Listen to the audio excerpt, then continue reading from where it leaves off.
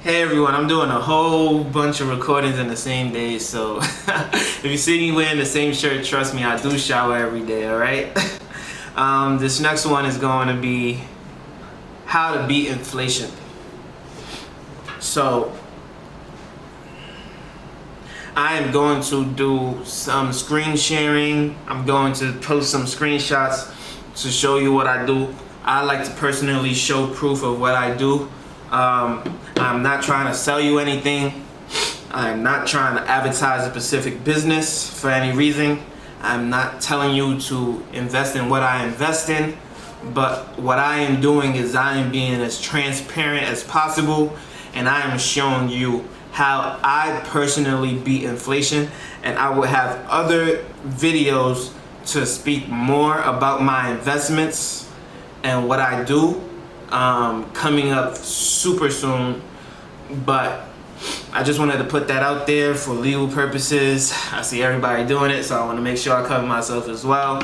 I'm from New York City. I like to be super transparent, and yeah, we'll get right into it. So first thing is inflation. I would say is around 1.5%. It's definitely going to be higher this year during the pandemic and things of that nature. I'm going to show you my phone, which has an M1 Finance account up at $4,052. I have an increase of $394 on this account, which means I am up 20% on the entire year of 2020. I started in February of 2020. So I am going to show you my account that has a 20% return all year.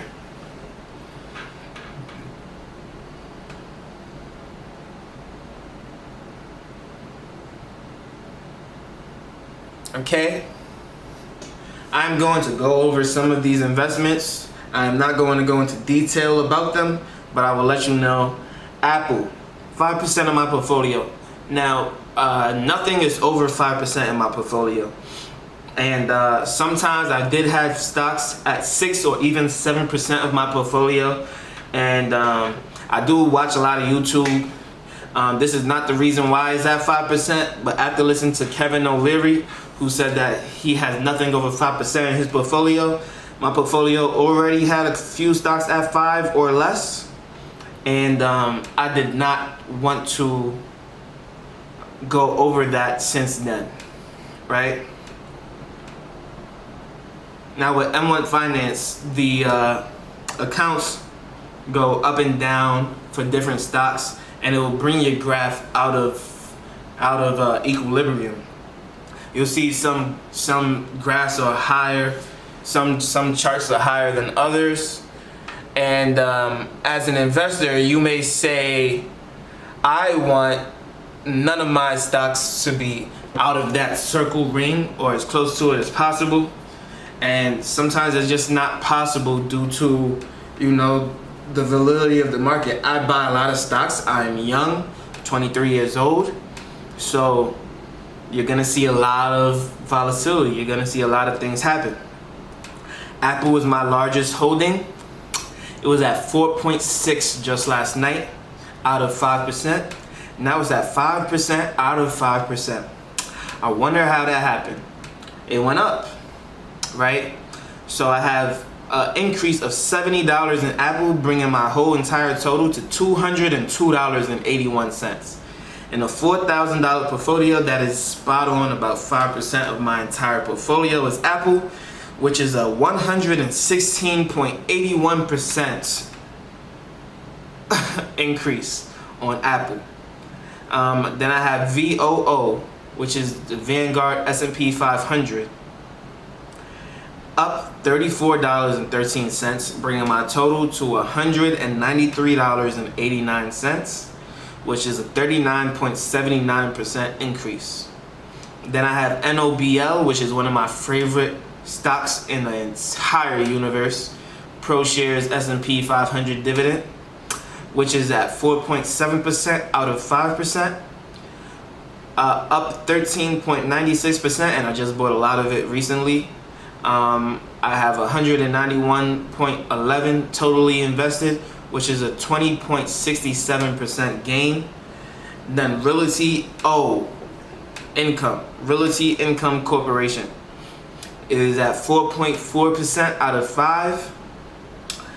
It is up $17.60, and that is $182.27 in my portfolio, which is an increase of $20.50. Those are my top 1, 2, 3, 4 stocks in terms of equity. Now let's go into my top percentage earners. My top percentage earners from high to low is going to be Apple, NOBL, Realty O, and then VOO. And I will list my 4% as well, which is going to be Disney, JP Morgan, McDonald's, Procter & Gamble, Sony, SPY, VYM. And then I will not get into the stocks that are 3% of my portfolio, because I will list out every stock in another video. So that is just one way to beat inflation: invest in the stock market. I use M1 Finance for my own personal investments in the stock market. Another account that I use, which is just went up another $150, and I was not expecting that because it just went up $100 on Friday. Again, let me just say that this is October 12th of the recording of this, so whenever it comes out, it may be different. But as you can see, my Acorns account,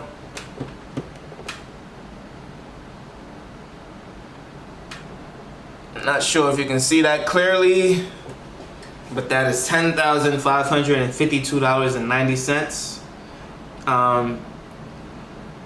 I am up 7.65% on Acorns, which is a $750 increase, which is the biggest number that I've seen on Acorns yet. So I don't feel like this is I personally don't feel like this was a great time to show you, because I'm up so much and I have not been up that much before. It's normally around 5% with Acorns, and so I'm a little bit shocked to be up 7.65% right now. But again, this is why you invest in the market in the first place, is to be up. And again, this is out the spur of the moment. I did not check my stocks before doing this video, except for my M1 Finance account. I did check M1 Finance. I check that one almost regularly. But to see Acorns at 2:35 p.m. be up 7.65%, which is an increase of $750, you are literally getting my reaction. This is 100% original reaction, like not sugar coated at all. I did not realize that I had an increase of $100 again in the last 2 days. So that's a $200 jump in the last 2 days of market trading. That's pretty cool.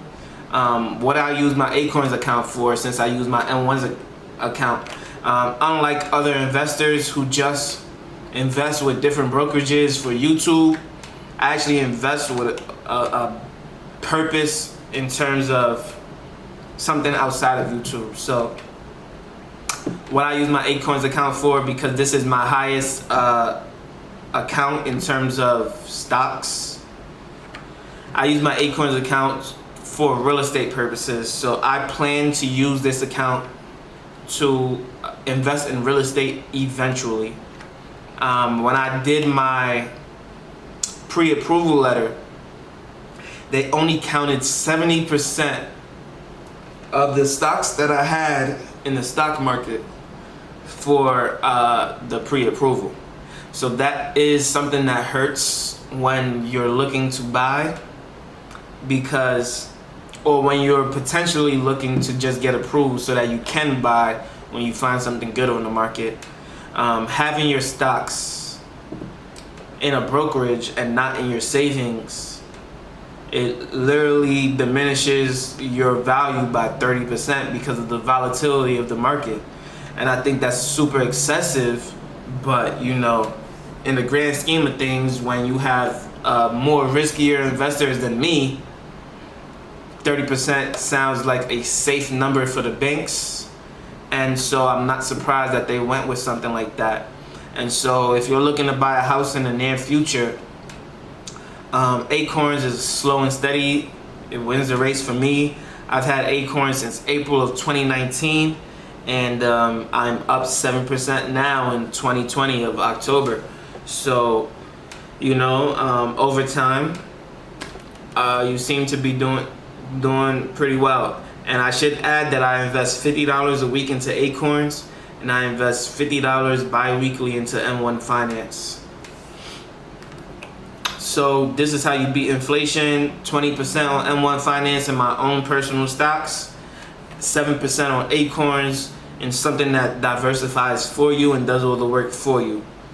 So if you're not somebody who thinks that they can invest properly or is really good at investing, that's something that you can do. I also have a 401k.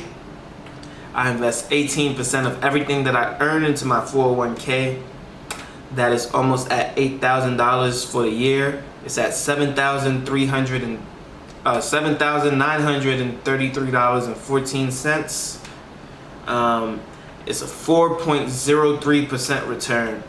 So that's the smallest return that I've gotten on my second highest account. Okay. The last thing I want to get into is an account that I have that is it's not a high interest savings account, it's a CD account. Okay.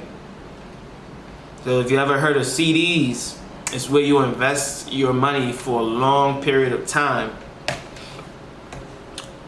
for a constant return from any bank. You can use Citibank, you can use JP Morgan, you can use Goldman Sachs, you can use a variety of different companies. Bank of America, I'm sure, provides it as well. A CD is something that will hold your money for a set period of time, and then on a maturity date, you can take it out for a fixed return rate. You'll hear people tell you, especially millionaires tell you, do not own a CD. You do not get good returns on a CD. CDs are not for millionaires. And I will say, do what is best for you. And I don't think they're wrong in their statement, because a CD holds your money for a year to 6 years. You can be doing tons of things in a year to 6 years, and you know, investing in tons of things. So when I was back in the city before getting a decent job, I decided that I would save money, and along the way I would invest in a CD that was at 3%, and then in a 6-year time frame I would buy a property 10% to 20% down, and I would use the CD for the closing costs. Smart idea for somebody not making a lot of money right away and not having much to lose, right? So let's say I'm only able to save $100 a month, and I'm saving for 6 years. Let's do the math on that. $100 a month is $1,200 a year times 6, $7,200. Okay, how much money did I put into that CD account? I put $3,000 to $3,200 into that account. I will check those accounts later. I want to make sure that it's properly protected so it doesn't get hacked, and that's why I'm not saying the name of the account right now. But it is at 3.15% interest on that CD account. You will not find an interest rate like that right now during a pandemic. I got in April of 2019. I said this is a return too good to refuse. And to be honest, I was just learning about CDs during that time. I didn't even graduate college yet. And I just said this is a 3.15% return on my investment right away. I'm going to take it. And I did, and I'm very, very happy that I did, especially during the pandemic now. That 3.15% was 5 to 6 year CD. I'm pretty sure somebody's gonna take this video and say how horrible it is to have a 5 to 6 year CD. But for me, that's closing cost. For me, that's something that will help me later down the line. What I do is I completely forget the money exists, and I figure out how to make things work without that money. Same thing they tell you to do when you invest in a brokerage account, which is Robinhood, M1 Finance, Acorns account. Don't invest money that you need, right? They tell you that all the time. And I feel like when you have more money on hand, you tend to spend more money because you have more money. If you make $500,000 a year, you're not buying a $50,000 house. You might want to buy a $300,000 home. And so having that money in a CD gives me that security that I can close on the home, even if I buy a little outside of my means by a couple $1,000s, because I have a 3.15% return on something above $3,000 to help with the closing costs later. And that's what's important to me, is to make sure that, again, I can remain that independent person by having that extra boost when needed. That's how I beat inflation. Investments in the stocks, investments in CDs, and hopefully later down the line I will have investment in real estate property. All right, thank you for another episode with Festus Ozigby, and that is how you beat inflation.